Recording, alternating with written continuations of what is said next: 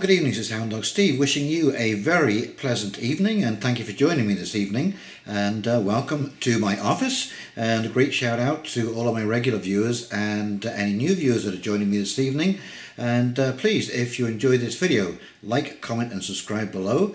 I must apologize firstly for not making as many videos as I would like to. I mean, wow, the world is absolutely on fire right now, and there are so many things taking place, and to comment on is unbelievable.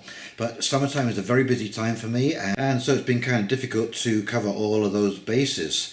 Anyways, what I would like to discuss this evening is a group called Etherium and a letter they wrote, 13 Facts Why the Next Crisis is Inevitable. Anyway, I thought that their analysis from a European perspective was actually very insightful and well worth taking a quick look at. And of course, what we're seeing today is that many groups are taking advantage of this fluid moment. You can see that all of our values, basically for centuries, are now coming undone.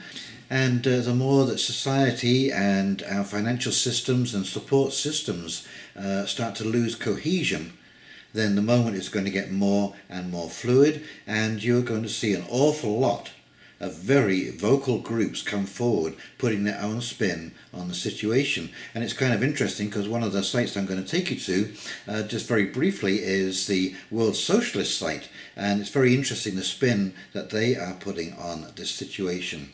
But generally what I would say from my take on things, and I do see an awful lot of people in my line of business, and not just from my local area, because this is a very busy tourist town. I tend to see people of all backgrounds from all over the world, and by my estimation, the vast majority of people that you are going to meet, I would say about 80% of the population, are pretty much centrist. And there's a very good reason why they're centrist, whether they're a little bit left or a little bit right. But the centre stage is where agreement can take place. Right now, as you're seeing, the far right and the far left have now invaded the centre right and centre left. And of course, it's nothing but argument, nothing but divisiveness. There is no possibility for any kind of dialogue, because as soon as you try and open a discussion, as soon as your first statement in any way, shape or form disagrees with the current narrative, they just start name calling and character assassination, and it really just halts the whole process of dialogue. And we are not going to resolve anything without dialogue. Any of these 13 facts that I'm about to read to you all have to be solved with open dialogue. And the reason that we've come to the centre is because as a world, we're moving into basically world trade, and I don't mean the New World Order by that. I mean the fact that we can now trade basically country to country in a worldwide sense. And because that trade is important to everybody, because you need money to buy some of the things that are made in other countries and so on and so forth, well, it's probably a good idea not to fight, because when you fight, all of that stops. Okay, so this is what we've been moving to. This is all of the centuries.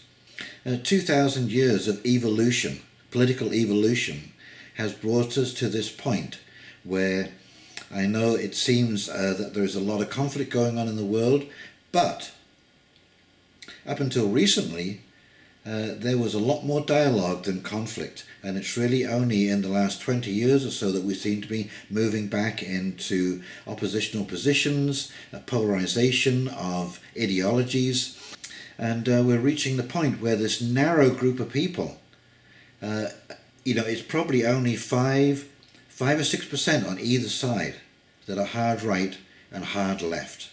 Okay, they take up a very small percentage. And of course, I'm leaving a percentage of people who are just completely out in left field. And actually, this is demonstrated by a formula. I don't know whether I can find it online, but it was called Amon's turnip, AAMON. And basically, what Amon had discovered was that no matter what system that you looked at, when you had a graphical representation of the components for example, with society, it tended to look a bit like a turnip, where basically there was a very narrow piece at the top where the high intelligence people are, and there was a very narrow piece at the bottom where that group of people had difficulty in functioning, in understanding what was going on around them for whatever reasons. But the vast majority of people fall in C plus or C minus. Now, an awful lot of those people do have some exceptional qualities, but they're not in that alpha range right at the very top. And of course, what I'm saying is the situation in society is exactly as Amon's turnip describes. The vast majority of people are in the centre. The vast majority of people would rather trade than fight, get along rather than argue, and carry on their own business with peace and harmony. So I don't know if that's a little too maudlin for you or a little too airy-fairy, but that's basically what we're all trying to do. We're all trying to go along to get along. I certainly do not want any conflict in my life. Conflict is a complete waste of time. And I am saddened by the fact that we've moved, or that the far left and the far right have so influenced the individual parties as to be pulling away from the centre into the far right and the far left. And it is up to us 80% to realise that we are the majority and to pull back towards the centre where dialogue can take place. Okay, well, let's flip over to the 13 Reasons and the World Socialist website, and I'll come back and do a quick wrap-up. Okie dokie, here we go. Okay, here is the GAFERA website, global analysis from a European perspective, preparing for the world of tomorrow. State of the globe, 13 facts why the next crisis is inevitable. The order of the current problems laid down below is random. Hard to say which factor will be the next catalyst, maybe all or several at the same time. Decide for yourself. 1. Unresolved political conflicts. Ask yourself which conflicts have finally been resolved since the 2007 crisis. In the Middle East, in the Balkans, in the former Soviet Union, in Ukraine, the proxy war of the EU against Russia, in Afghanistan, Pakistan, Libya, in Sudan. There is no end to this list. The United Nations and NATO, the international coalitions for the defence of human rights, or interventions of the major powers for the defence of their own interests in a region, example Russia and the USA in Syria, only bring more unrest and destabilisation in the individual regions and cost the Western world pots of money. Aggressive foreign policy by the great powers and threats to geopolitics will continue to put a massive strain on the world's economy and pose a risk to investors. 2. The most powerful countries in the world have been arming themselves for years. World military spending has increased by 2.6% last year, around $1.82 trillion, a new high since 1988. The mainstream media, unlike in the 60s of the last century, are reluctant to talk about the new Cold War because they are fully engaged in creating the delusion of a united, peaceful humanity. 3. Since its inception, Marxism has been an ideology that has not inscribed itself to anything positive in the history of any country. Because of Marxist ideas, more than 100 million people died in Europe in the 20th century, according to the calculations of the French historian Stéphane Courtois. And I might add that Pol Pot in Cambodia and also Mao Zedong in China under the Cultural Revolution were adding another probably 40 to 50 million people dying under the ideas of Marxism. The Western elites remain untouched by this and continue to pay homage to the fathers of destruction, using their language, their ideas, speaking of internationalism, equality of all peoples and races, unification of all nations, support for the poor who are supposed to reach the same level as the rich, support for the people who disregard the genuine values of Western civilization, LGBT, and the new letters constantly being added. Citizens of EU countries and others who do not believe in the harmfulness of such ideology should rather take heart to the latest communist miracle, Venezuela. And, whether you like it or not, whether there's been outside intervention in Venezuela, it sure seems that the US, Russia and China all have some kind of vested political interest in this country. But at the end of the day, the situation in Venezuela is devastating. Otherwise, they will soon be painfully confronted with the consequences of the immigration policy, the green lie, the wrong social policy, which does not care about just redistribution of wealth, and the whole wrong foreign and energy policy of the left-green scene.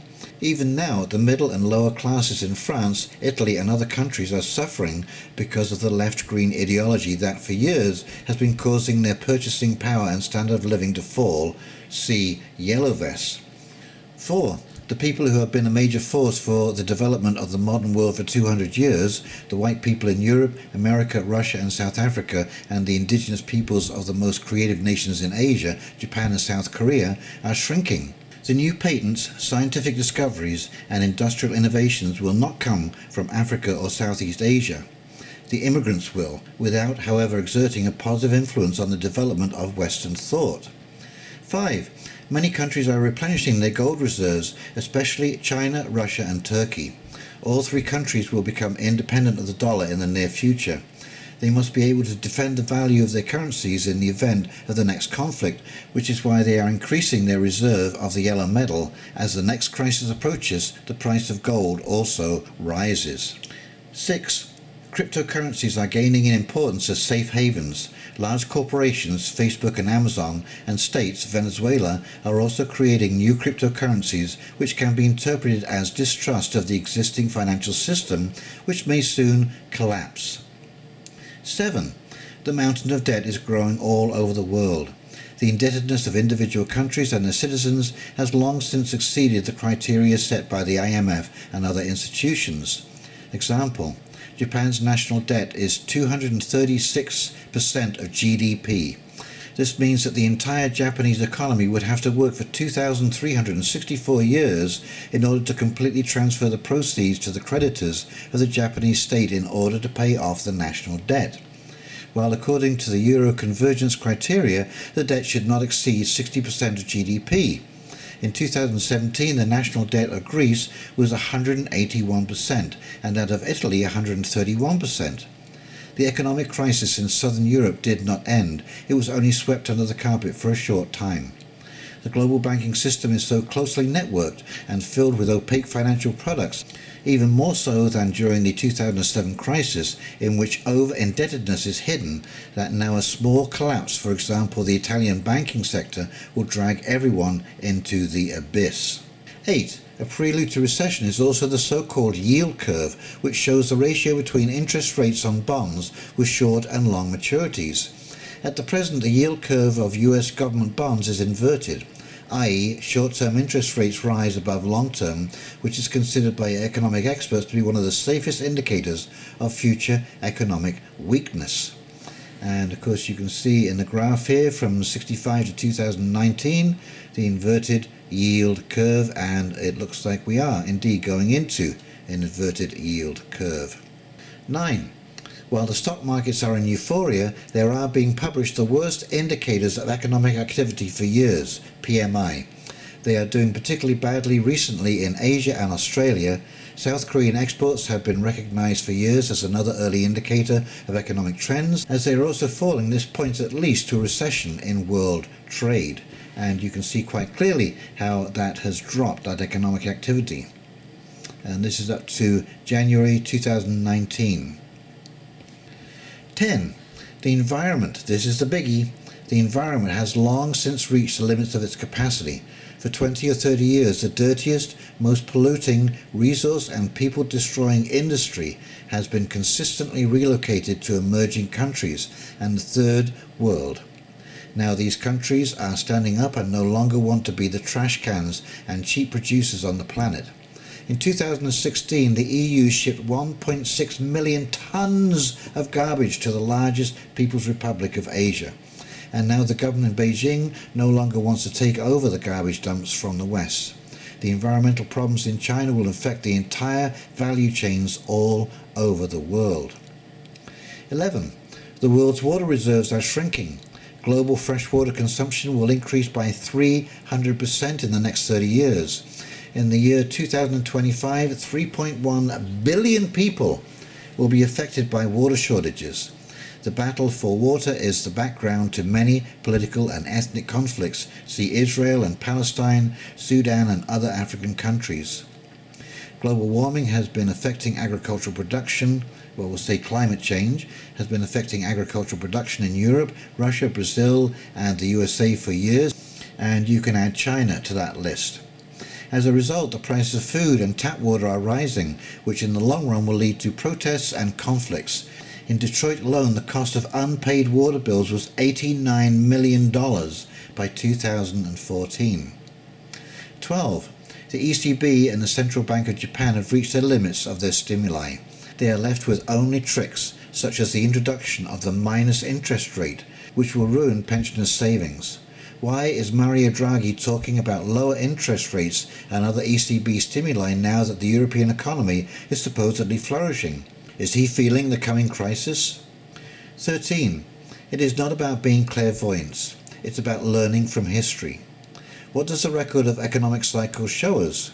An amazing fact. We are in the middle of the longest economic boom in history. Is it not wishful thinking that it will continue for a long time to come? And as you can see, that is an opinion piece by an investment group. You can subscribe for €225 for 10 issues. And so it is slightly conservative, as you can see by some of the comments on Marxism. But this is a little thing I call not throwing out the baby with the bathwater. Regardless of whether you like the politics of this group, the 13 facts are very insightful and worth paying attention to. Okay, so here we are on the World Socialist website. Here is the ICFI Marxist Library, Worker Struggles. Now this is a spin that the World Socialists take on the Yellow Vest protests. France's Yellow Vest protests and the resurgence of the international class struggle.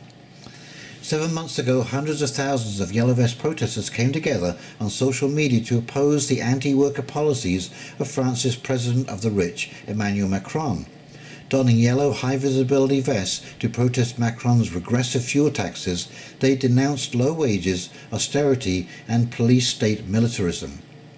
The demonstrations, which won sympathy from the vast majority of workers and exposed Macron as an isolated and reviled figure, became the most significant political opposition movement in France since the May 1968 general strike. These protests are a turning point in France and internationally, marking the initial re-entry of the working class onto the political stage. Anger at staggering levels of social inequality, ever deeper poverty and misery, and the enrichment of a tiny elite and state repression is beginning to erupt among workers worldwide. Alongside the Yellow Vests, the greatest upsurge of the world proletariat in decades is unfolding. Mass US teacher strikes, wildcat strikes of Mexican maquiladora workers, and strikes against European Union wage freezes across Europe have erupted alongside strikes by plantation workers and civil servants in the Indian subcontinent, and mass protests for the overthrow of military regimes in Sudan and Algeria. These struggles have all advanced a militant rejection of the diktat of the banks and demands for profound social change. Now, of course, what they leave out is that under Stalin there was police-state militarism. People went off to the gulags for complaining about the utopia, or even even having the wrong look on their face could send you to a gulag. It was a brutal regime, and so the World Socialist website is basically playing this out as a proletariat of a workers' revolution, and it is not, it's a popular revolution. Okay, this is not just the workers, this is the middle class, the working class. Now they got it right about a small group of social elites ruling everything, but it is a populist uprising at the end of the day. But this is an example, this is what I wanted to point out, is the spin where it sounds almost convincing.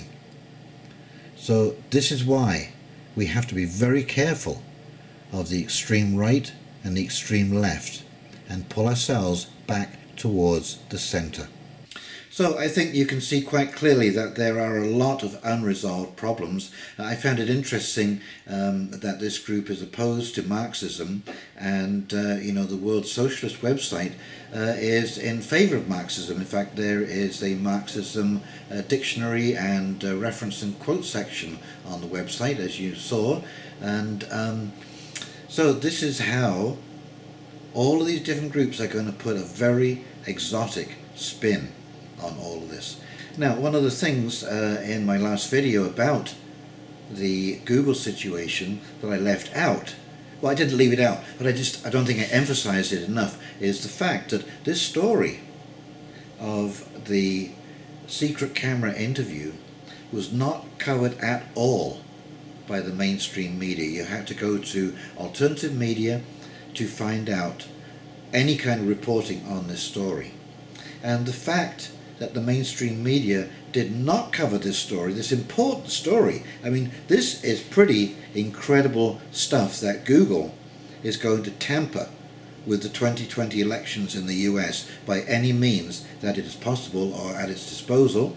I mean, that in itself is absolutely outrageous, and yet they are masquerading as Democrats.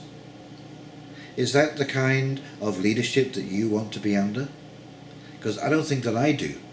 And unless we speak up and pull back towards the centre, and like I say, we have the majority, we hold the centre. It's just that with such go along to get along, we usually don't speak up about it. And believe you me, I would much prefer not to be sitting here talking about this kind of stuff. I'd rather be out of my garden talking about how to grow things. But here I am trying to reach out to fellow centrists to realize what's happening here, and to, like I say, try and pull ourselves back to the center where we can have some dialogue, because if we don't, all of these 13 facts will overwhelm humanity. And I don't think we want to see that either. And so we have to remember that under socialism or under Marxism, that led to the death of 100 million people in the 20th century. And the far right, the fascism side of things, has killed around about 45 to 55 million people in the 20th century. And I don't think we want to be part of either of those groups. And as you can see, that is where those groups seem to want to take us, into conflict under the disguise of diversity and inclusivity. Okay, but yet you can see very easily by the actions of these people. Well, look at the video I made of Google, the senior executive caught on a hidden camera. That sounds pretty controlling to me. So all of these tech giants, these platforms, are all examples of the extreme left masquerading as centrist Democrats, and they are not. They are part of this dark, controlling, secretive, spying, sniffing, watching the entire public. And I still don't get why we all have to be monitored. I just, in my everyday life, I just don't see people that are that threatening that we need to do this all the time. So I hope that I can motivate you to speak up, to reach out, whatever it is, whether you are centre right or centre left, to reach out to your natural allies, and hopefully we can pull this back to a situation where we can normalise things again. Okie dokie, I don't know if that's going to happen, but if you enjoyed this video, please like, comment and subscribe below. And in the meantime, this is Hound Dog Steve, wishing you a very pleasant evening, and we will talk very, very shortly. You take care now. See ya. Bye.